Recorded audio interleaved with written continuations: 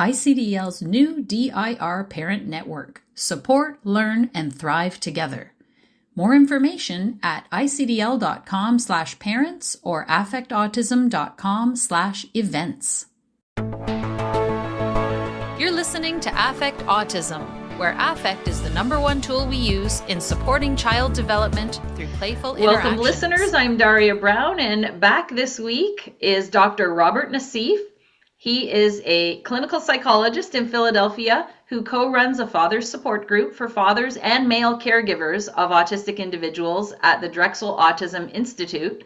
He is also the father of an adult 45-year-old autistic son now, and we have done a few podcasts in the past that I will link to in the notes for today's podcast at the blog post. Welcome, Dr. Nassif. Welcome back. Thanks, Daria. Good to talk to you again. Yes, I'm really excited about today's topic because it hits a personal chord. There's been a lot of talk about autistic girls not being recognized or diagnosed. On social media, there's been, since the pandemic, this explosion of women being diagnosed as autistic, late diagnosed as autistic, often after their children have been diagnosed. And so we are talking about autism diagnosis in females today. Dr. Nassif has been diagnosing children and adults with autism since 2008, and especially after the pandemic, there have been far more women than men. Yeah, that's exactly right. I'd say pre-pandemic, I was diagnosing, 1 or 2 adults per month. And once we were in the shutdown mode, it became 1 or 2 per week. And I guess averaging about 1 a week for the past almost 5 years now. So what has it been like for you when you've been used to the standard diagnosis and having a son and who has high support needs? And then now you did a blog post, which I will link to, called Don't Divide the Spectrum, because the old way that people would talk about it was low functioning and high functioning, which we don't like to talk about anymore. And you can get into that. And we say low support needs and high support needs. So I guess it's a loaded question here, a multi-part question, but that whole idea that you were looking at a specific profile and a psychologist using the DSM-5, of course, but now you are applying this diagnosis to women who present very differently and to girls who present differently. So I guess tell us how that progressed. Well, it evolved slowly. Some of the kids I sat on the floor with, and they were boys, grew up and became adults. Some went to college, some didn't. Some went to residential placements. So mostly I treated boys, but along the way, there were some girls as well. And one of the things we were saying some years ago in the autism community was that the children with autism grow up and become autistic adults. So having been through that process with my son, first of all, and then as a clinical psychologist, I knew what it looked like in adults. And I knew that the difference, however, is, and the reason 80% of those diagnosed autistic are male versus 20% female. That's been true for decades. It's maybe shifting, but we don't have a lot of data on it yet. But what's essentially different is that the girls have less outward behavioral symptoms. So the boys have generally the more classic autistic behaviors, even if they're highly intelligent, more flapping, emotional dysregulation, the things more stereotypically connected to autism, but often along with high intelligence. And those would be those with low support needs. The girls, on the other hand, very few have those outward behaviors. If they had them, they might have been diagnosed autistic or they might have been diagnosed with a behavior disorder. But Mostly the women I see and the teenage girls I see have been quiet, somewhat introverted. They do have a friend or two. Um, they've done well in school, so they haven't caused any problems. They've just flown under the radar because they don't cause a problem for other people, but their suffering is internal. I think that's the gist of it. So a lot of the adult women that I've seen have a history in the mental health arena. They've suffered with depression or anxiety, OCD, or they've been diagnosed with attention deficits. Um, and they come to me saying, I've been reading about autism. I've been thinking about this because none of these diagnoses really describe who I am and what I struggle with. So even though most of the girls and women that I've seen do have some friends, they struggle making friends, keeping friends, and socializing with people they don't know very well. So those are some of the core differences.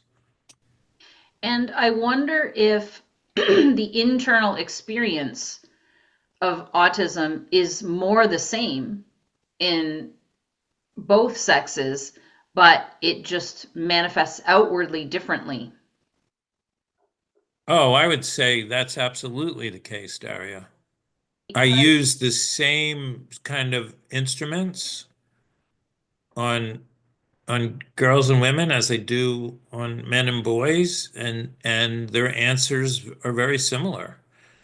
In fact, some of the women have a sensory profile that's more extreme than I've seen before. So it's all been inside, just overwhelmed with stimuli from the outside world. I've been plugging through the book Autistic Masking by Dr. Amy Pearson and Kieran Rose, the autistic advocate. I did a podcast with them about the book, and it really strikes me that, and I still myself am really trying to understand the process of autistic masking, but it seems to me from my very naive knowledge of it, for those listening, don't hold me accountable to know everything about this. I am a student learning all of this stuff, that women are really socialized to keep all of that inside. They are strongly socialized against acting the way autistic boys would act, because it's boys are, more active, etc., when they're younger. And so that masking really is what impacts their mental health as they get into teenage years and beyond. Oh, absolutely. And there's, a good uh, questionnaire that measures the extent to which individuals mask and breaks down all the behaviors involved in it, things such as matching the volume of the voice of the person you're talking to, mimicking the body posture of the person you're talking to, etc. And girls learn just like autistic boys and men through logic as opposed to intuition. But the girls are socialized and pressured to learn this quickly. Everybody says boys will be boys about little autistic boys when their behaviors are starting to emerge as different.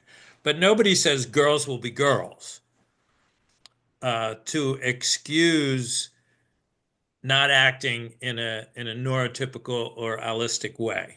I've never heard that. Now, masking, I think it's important to maybe dwell on this a minute. Everybody masks. If we didn't, we'd all be saying what we're thinking at any given moment. So we couldn't exist in society without some level of masking. But autistic people mask to the extent that their very identity, their very essence is hidden by trying to fit in. and that the pressure of trying to fit in is overwhelming mentally and emotionally. So there's a key difference, but it's impossible to just completely be unmasked. Right. And again, I am no expert on this by any means, but I know Kieran Rose defines masking as a trauma response. So I know that in my personality psychology master's degree, we studied impression management. And we talked about this a bit in the Autistic Masking podcast about their book, where you can certainly adjust yourself based on, you're going on a first date with somebody, you want to present your best self. You're at a job interview, you want to present your best self, that kind of thing. But how that's so categorically different from masking, where you literally have no choice but to mask, and it's almost like a survival mechanism. And that's how Kieran Rose describes it. Sure, sure. That's accurate. So one of the things that comes up, like if I've done an evaluation and someone has embraced the diagnosis, and it's often a relief to know there's a way to understand what I've been going through. I'm not defective, I'm different. I don't have to keep apologizing for being different, and I don't have to tiptoe everywhere for being different. But are there behaviors, are there things I do that I want to stop masking? And the question is personal and is only answered by the person. And sometimes it's as simple as I don't want to pretend around the people I know the best. I want to take breaks when I have to take breaks, or if I feel like flapping when I'm excited, I want to flap. Whatever it is. It's not usually I'm going to go to work and unmask everything. It's never that. But it is more about being one's authentic self as much as possible in whatever context that's possible. That makes sense. I know it makes perfect sense to me when you said after the pandemic, you've seen this explosion of, or starting during and then after, this request for diagnosis and seeing many more women and girls than before. During the pandemic, I started listening to a number of podcasts where they interviewed adult women who were late diagnosed. And it was interesting to me. And then the more I listened, I was like, wait a second, I do that. Wait a second, that's like me. Wait a second, I was like that as a kid. Wait a second, I had that same experience. And it really started making me wonder about something I never even thought about or considered. And I put myself on the wait list for public diagnosis because privately it can cost so much money. And for me, it was more curiosity than a need. I really, excuse me, I had no preference for an outcome of one way or the other. But I will say, the more I heard other women speak about it, the more I was convinced that that sounds like me. Of course, I have an autistic son whose personality is just like mine. And I asked his father, do you think I might be autistic? I asked him that in 2021, and he said, well, sure would explain a lot. So it's interesting to think about it, because I'd like you to talk about and I will go on to say that 2 years and some later, I finally got picked up. That's how long the wait list is. And kind of to my surprise and kind of not to my surprise, I was diagnosed as autistic. There was no doubt in her mind that I qualify as a late diagnosed female. So with that being said, I want to ask you about the blog post you did on Don't Divide the Spectrum, because a lot of people who know me might say, that's nice that you think you have autistic traits, but come on, you're not autistic. Well, there's actually three that made that point. But the last one I did with my good friend and colleague, Stephen Shore, who's an autistic professor. And he really talked about how he had the same characteristics as my son, Tariq, who's non-speaking. But Stephen is a professor of special education at Delphi University.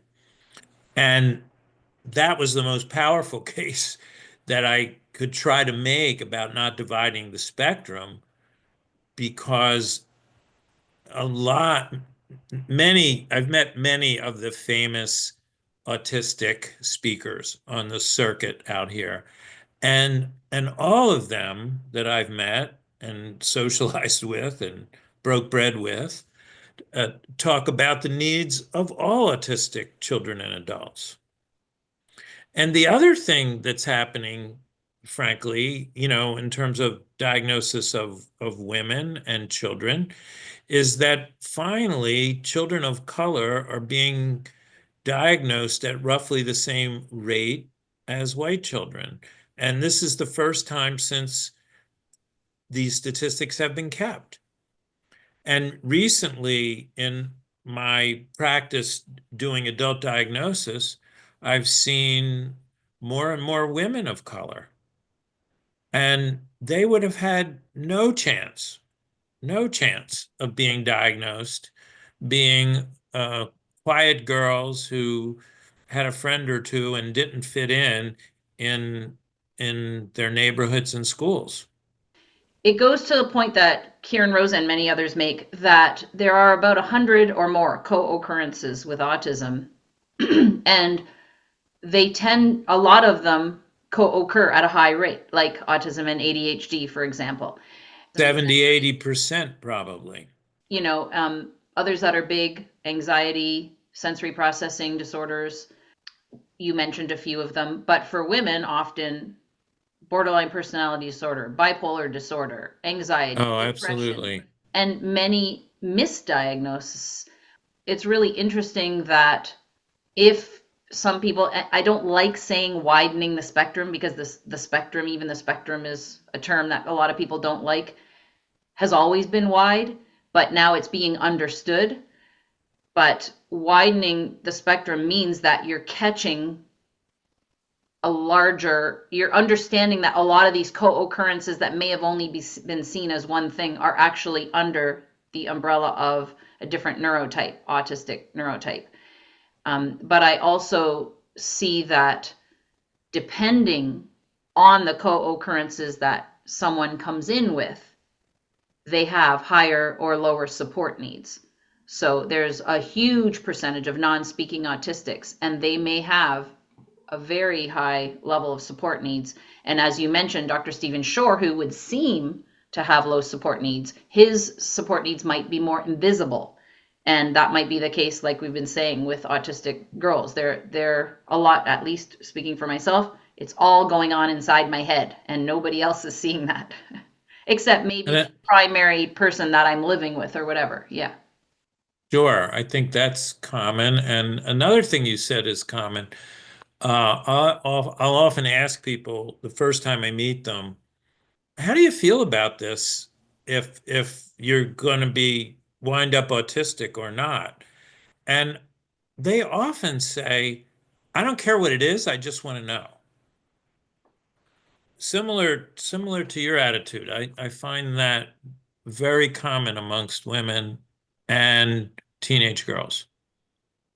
Not so much among men and boys who maybe for different reasons feel innately defective because of how they've been treated. The other thing about the world of girls is that, at least for a number of years in development, the world of girls is more supportive of girls who are quiet and different. The world of boys is intensely competitive from early on. And that makes a big difference in girls being able to develop friendships and be taken care of by other girls. One of the problems that girls and women have talked to me about is is having a different best friend every year and that friend becoming like a special interest, and eventually, they wear them out and move on and they make another friend. They keep making friends, but not able to keep them long term. It's another, not a universal pattern, but it's another common pattern that I hear. Well, I would I would say that I think that a lot of us feel like we've been too much to handle for a lot of people. That's the feedback that we get. High maintenance. In less or more in different situations, depending on the context, et cetera, et cetera. But I think, yeah, get that message a lot from others. And so that really does affect your self-esteem too, because you're not trying to be difficult or hard. Absolutely. And it's often, as you mentioned, having a child diagnosed autistic, or even a niece or nephew or cousin, as somebody, somewhat close to a person, and then realizing we share some essential characteristics. And then wondering. And then there's the whole reach of the internet and TikTok and Reddit, and you don't have to read academic papers to quickly find other people who are speaking their truth, and you're recognizing it. Now, I've found other people who come to me and say, I haven't looked on the internet yet. I think I may have this, but I don't I don't want to come in here and talk about other people. I just want to talk about me. And that's another difference. Some haven't explored the internet, but many have. And like you, found people whose voices spoke to them. But it really made all of these pieces sort of come together. It's like, oh, yeah, I've always felt so different from all of my friends.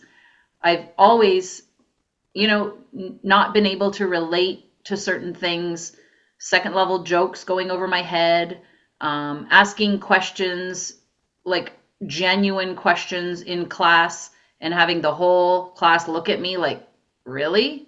And, are you serious? And then me pretending it was a joke because everybody thought it was a joke. But I actually needed to know the answer because I didn't understand what was said, even though I did great in school. But just, just different ways of communicating socially, being more blunt and, I guess, direct. That's an autism advantage, being direct. There is a lot of autism advantages. Being direct is one of them. Attention to details. There are so many advantages. Really great loyalty as friends. A strong sense of social justice. Yes, absolutely. You mentioned bipolar and borderline. So let's talk about bipolar, borderline, and OCD as comorbidities or symptoms of misdiagnoses. We're now, as they now say, co-occurrences instead of comorbidities. Co-occurrences, thank you. And I will say that of those neurodivergent friends that I've made over the years that I suspect are neurodivergent, those were their diagnoses: bipolar, borderline personality. And let's take them apart one by one. If you have difficulty regulating emotions and it causes relationships to go bad, it's very easy for someone going by the DSM to conclude you're a borderline. If you have wide fluctuations of mood, trouble with mood regulation that could be driven by sensory differences, it's very easy for someone going by the DSM to call that bipolar disorder. If you have repetitive activities that interfere with relating and communicating, are they really OCD? Or can they be OCD in some cases and just repetitive activities in other cases? Absolutely. The dividing line for OCD is I do it because if I don't, there's impending doom and disaster. For autistic repetitive activities, they're soothing and self-regulating.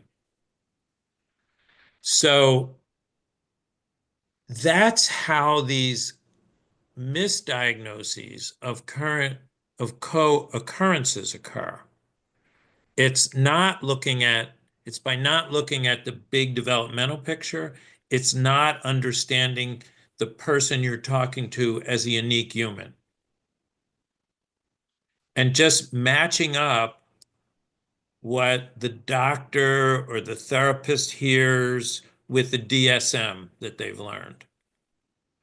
So the whole movement around neurodiversity is really like a social justice, humanistic movement to look at people as people, and we're deep into that now, and we've had great contributions to this way of thinking that's really taking hold.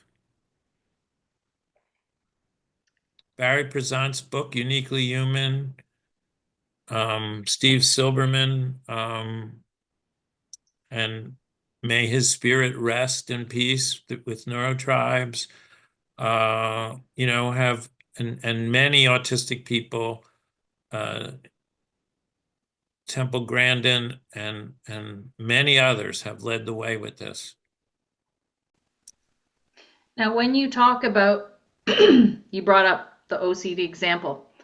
I've been accused of being OCD my whole life by different people because I like to organize and sort like to an extreme.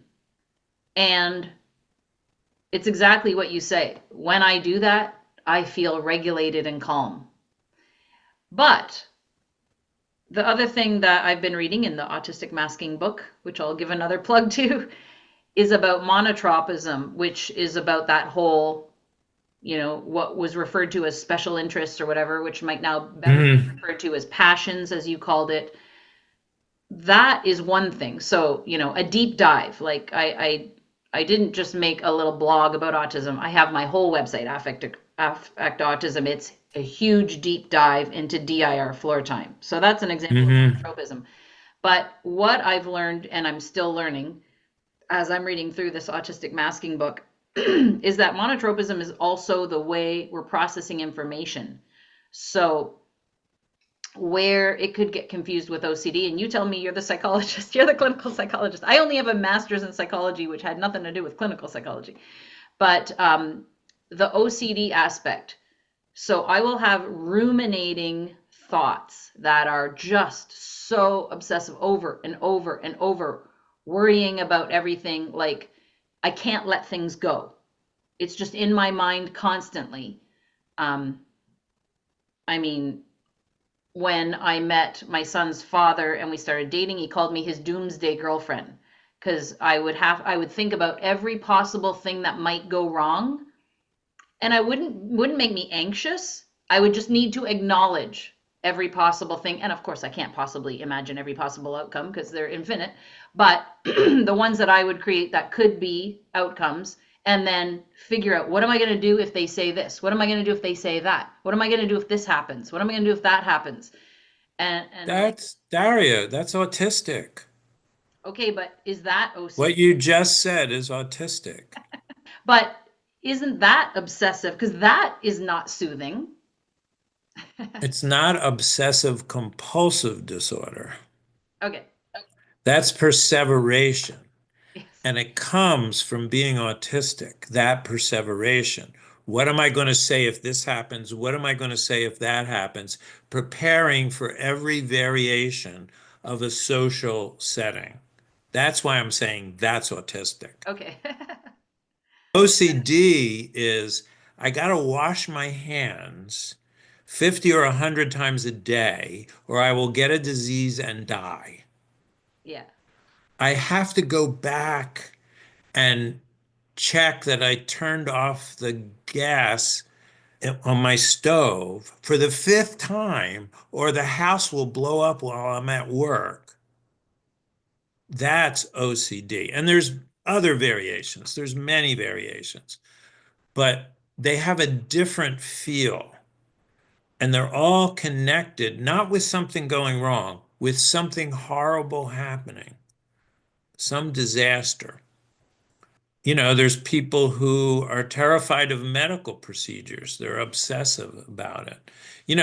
There's many variations of OCD. I don't want to oversimplify it, but what you just described was uniquely autistic Okay.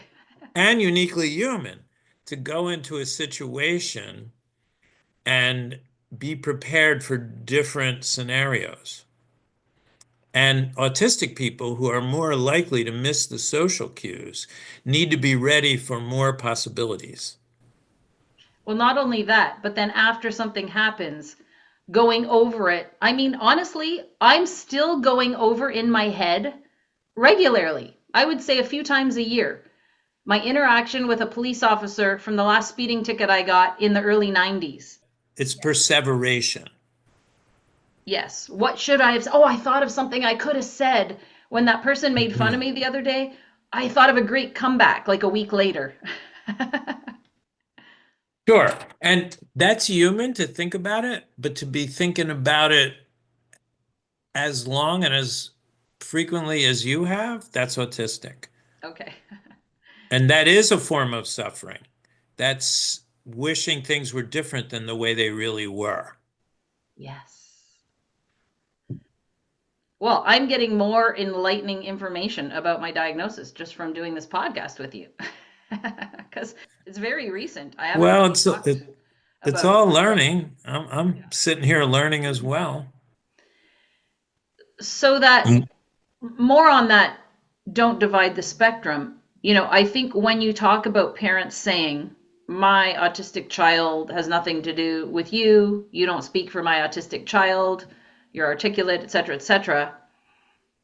How do you respond to that? I mean, I have some ideas, but how do you respond to that when, I know you said, Stephen Shore said, I share characteristics with your son who's non-speaking in a residential facility, high support needs, yet, he's a professor at a university, successful career, etc.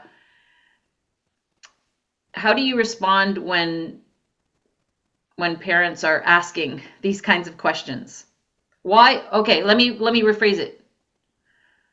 Why was my life not as hard as my child's life seems to be? If you're a parent who's had lower support needs, then you have a child who has high support needs. Because we're all different in our essence. And we're all made up of, many genes, many neurons, and the world needs different kinds of brains. And there's wide variability. And there's some non-speaking individuals who communicate fluently in other ways. My son's not one of them, but that is a phenomena too, that there's non-speaking people who communicate by typing or by spelling, by using different devices, like the Proliquo, that many children who are non-speaking are learning to use and communicate with, and sometimes it leads to more spoken language. Some just speak late. There are so many variations of autism, but they share the core characteristics of difficulty socializing and communicating, sensory differences, and passionate interests. So this is how we understand it, from a humanistic perspective. Now, in the medical perspective, you have to have a label for everything to get help for it. So I'm kind of torn sometimes. Like, people come to me wanting to know if they fit this label. And if they need accommodations in universities or workplaces, I have to write a report that talks about how they meet the medical label, when really they're just a differently and uniquely abled individual, human being. So, but this is how our system works. But everywhere in the world where autism is being diagnosed and studied, the incidence seems to be about the same. And we're roughly, over 3% now. But now, on the other hand, I can understand what some parents are saying, and I understand what some kids are saying. I there's a boy, I well, I was the second opinion on his diagnosis. His family wondered because he was very verbal. And I was the second opinion, and I thought he was autistic. But he's in a regular classroom. He gets extra help. But in the beginning, he said to me, "But I'm not like those kids in the autistic classroom. I'm not like them." To which I said, "You actually are, but you have some skills that they don't have. And yes, that's not the right classroom for you to be learning in." So that's when he was like, I want to say 8, and he's 15 now and proudly autistic. Tells everybody he's autistic.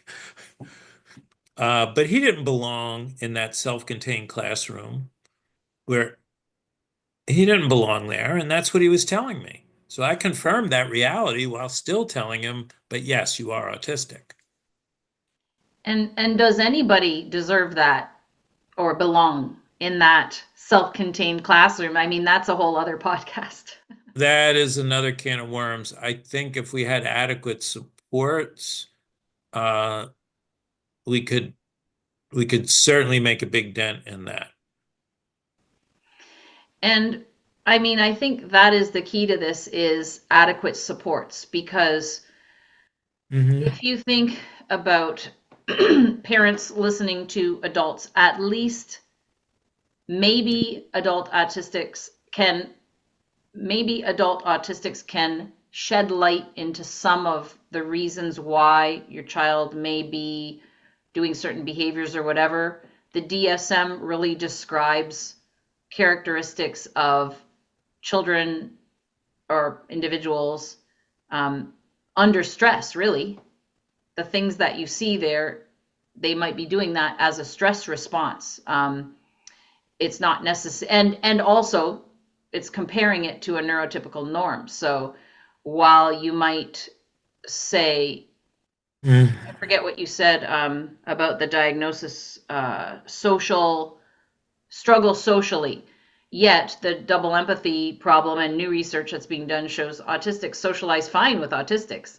It's only when you mix them with the neurotypicals that it seems weird. And when I think about the people that I attracted into my social circles over the years, if I think back now, I'm like, oh my God, they were totally all neurodivergent.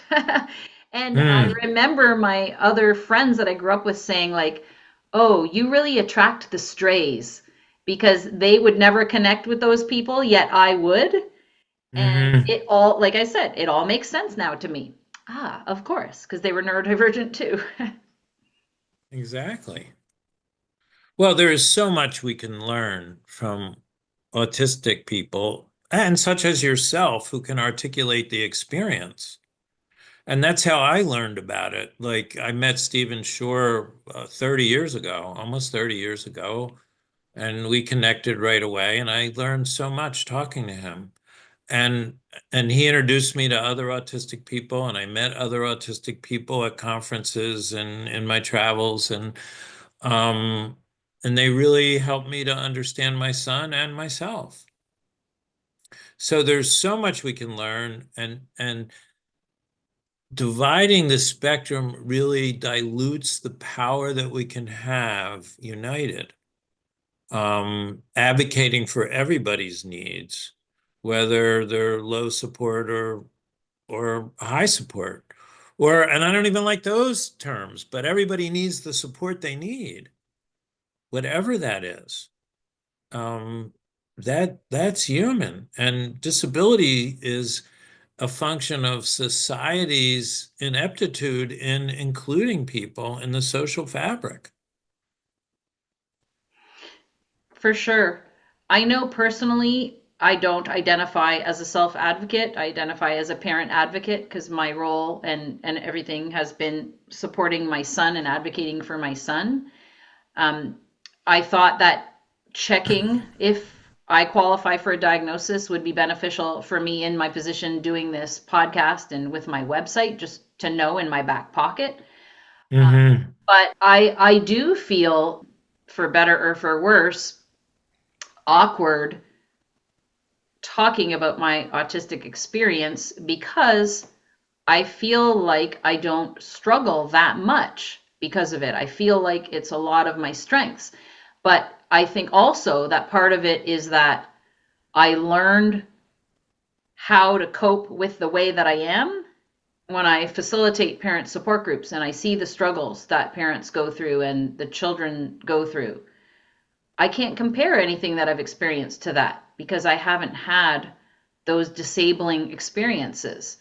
So that's why I choose not to consider myself a self-advocate. I don't know if that's good or bad, but I can certainly only speak to my own experiences and helping me relate to experiences that I see in other autistic individuals and sort of empathize with that perspective and sort of understanding the why behind the behavior. And I think I always had a knack for that since I was a young child, like really understanding the why behind behaviors that I would see. Sure, no, that makes a lot of sense. And you do what you do. But who says suffering is a competitive sport? It's we're all different, and um, we we function, we roll the way we roll. So, and that's really really important throughout the community at every sort of in every sort of way of functioning. What are the strengths? And to focus there. Because the society that we live in has focused on the weaknesses. If we focus on the strengths and in accepting ourselves just as we are, that's how we grow. And I think that's the Floortime DIR model in its essence, is acceptance of who we are and support and growing according to our individual abilities and getting the supports we need along the way. Let me bring up another criticism that I hear from people getting diagnosed as late autistic who are functioning well enough. Let's say well enough. There are lots of people with problems in the world. You know, people who are alcoholics, people who are whatever, this and that can't cope. You're just having some other difficulties that can't cope. Why should you get acknowledged with this diagnosis when other people aren't getting, everybody has their struggles in life. Aren't you taking away from the people that really need the help? I hear that. And not about me specifically, but I hear that in general about people getting late diagnosis. Wow. Like, in other words, isn't it a privilege to suddenly know yourself a little bit better, but you never really had a problem with it? Would your life have changed if you didn't get the diagnosis? Now, for me, maybe not, but for other autistic mothers I know, oh yeah, getting that diagnosis made a big difference because they really Sure. that self-knowledge helps with their support needs and being able to ask for the accommodations that they need. Absolutely. I don't know. That kind of comment just strikes me as inhumane. To diminish another person's reality, to refuse to validate someone's difference that makes living in this world more difficult, more trying. I mean, you even mentioned alcoholism, which is another very big co-occurrence with autism. Alcoholism, eating disorders, very common co-occurrences with autism. Alcoholism or alcohol use and abuse is a social lubricant, and autistic people can get hooked on it. And probably 12-step groups are filled with undiagnosed autistic people. That makes me think of something else.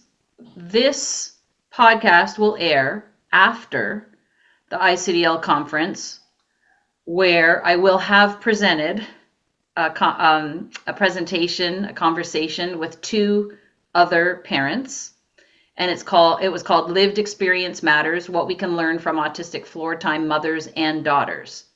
So the other two mothers that I presented with, one has two autistic daughters and is autistic herself, just got diagnosed after her daughters did, but had known about an ADHD diagnosis since she was young. The other mother is, as far as she knows, neurotypical, with one autistic daughter and one, as far as she knows, neurotypical daughter.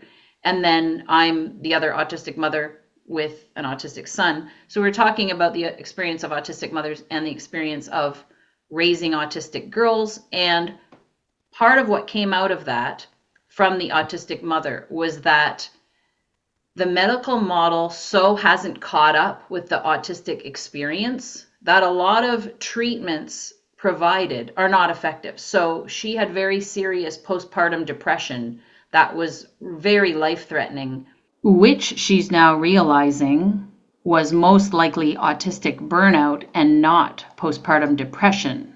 And the way that they treated it was not helpful at all until she understood about the autism. And for instance, cognitive behavior therapy to her felt like gaslighting herself. It was not helpful at all. So that's another point, I think, that I hope the medical community will catch up with autistic experiences, understanding that what's helpful for some is not helpful for all. And that sounds so obvious, but the way, for instance, depression is treated is sort of the same. I mean, is it? You're the psychologist, I don't know. It's largely the same, you're right. But it always, to be effective, has to be adapted to the individual. And that's, not what's often happening. Especially if they're not aware of autistic experience. Absolutely. Absolutely. So we can't really wait for the medical model. We got to just go forward the best we can. It's interesting how fast things are changing, certainly since the pandemic, in terms of neurodiversity affirming services and information that's online. It's just astounding to me. It's exploding. It's exploding. But we have a long uphill battle with the medical model. And we have to sort of, speaking for myself, I have to have a foot in both worlds to make a difference with this. Help people realize their identity and embrace it, and sort of play the game within the system to justify it. So how is diagnosis and identity different then? Well, I mean, diagnosis is just a label. Identity is understanding who you are and how you experience life. And many of us have intersecting identities of, gender and ethnicity and on and on. And faith traditions, many intersecting identities. Autism, our differently wired brain, is one of them. And neurodiversity more broadly, many different kinds of brains. And, there's so many things we didn't touch on. I don't feel qualified to talk about the experience of different races, different ethnicities, different gender identities, different sexual orientations, but that's very common in autism too, more than in the general population is. It's at least twice as much, Yeah. maybe more, probably more, but we know it's at least twice as much of gender nonconforming identities. Well, I can't thank you enough, Dr. Nassif, for just having a conversation with me about some of this stuff. I think that as a DIR floor time person and as someone who has their foot in the DIR floor time world, we might not be as on the cutting edge as a lot of self-advocate sites are, but we are allies and we're learning. And I like having the conversation with you and finding out about your experience from diagnosing females. So thank you for sharing that with us. Thanks for having me. It's a privilege to be here. Until next time, here's to choosing play and experiencing joy every day. Are you looking for a podcast on a specific topic or trying to find one that you listened to before? Check the Start Here menu at affectautism.com, where you can search all podcasts and blog posts by category, topic, profession, or specific guest. You can also type in the keywords into the search box, which is in the magnifying glass icon at the top right of the website. Check it all out at affectautism.com.